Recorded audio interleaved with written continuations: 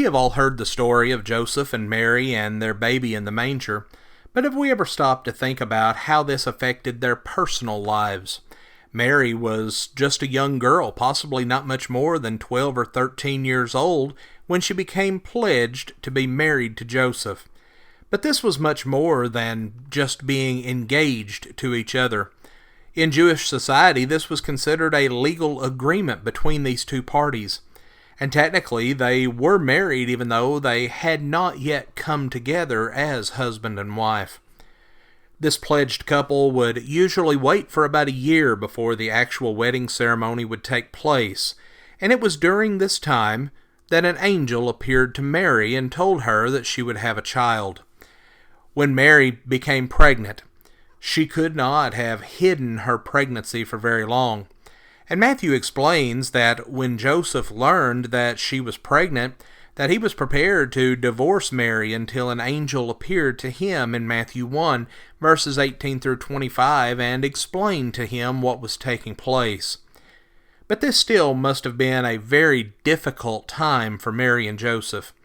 Eventually, it would have become known to others as well that Mary was pregnant, and people would have begun to talk. This would have continued even after Joseph took her to be his wife and Mary gave birth to Jesus. It's possible that there were whispered comments about Jesus' birth even after he had grown up, and perhaps this is why Jesus identified so well with those who were considered socially unacceptable. But only Luke tells the story of the angel who appeared to Mary.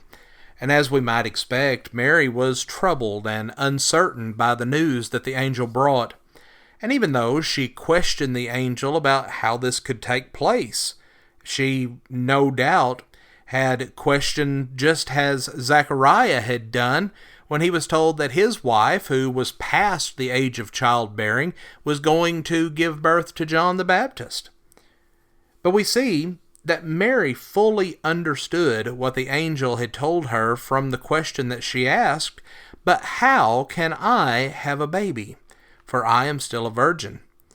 Luke's emphasis on the word virgin twice in verse 27 and also in verse 34 make it clear that the birth of this child was to be a miracle.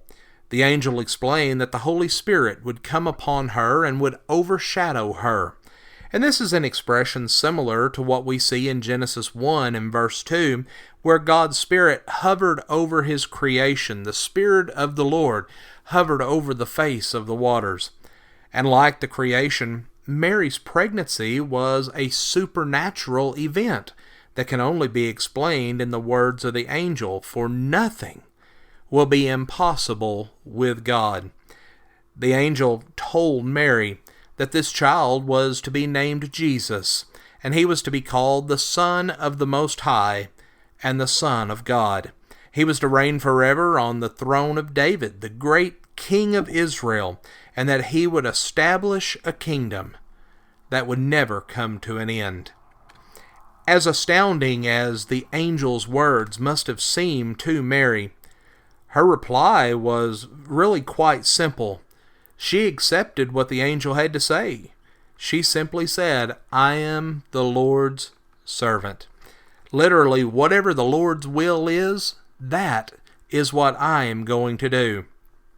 The word translated as servant literally had the original meaning, slave, a word that perhaps better describes Mary's attitude of obedience. She was willing to accept whatever plan God had for her, regardless of what type of social considerations could be there, regardless of the effects that it would have on their relationship as a result of the whispering and the comments and the rumors that would take place. She knew that what she was being asked to do was in fulfillment of the will of God, and this she was willing to do. Friends, we want to thank you for joining us for our program today. We want to invite you as well to join us at the Pyburn Street Church of Christ this evening at 6 o'clock for midweek Bible study. And we hope that God blesses you with a wonderful day.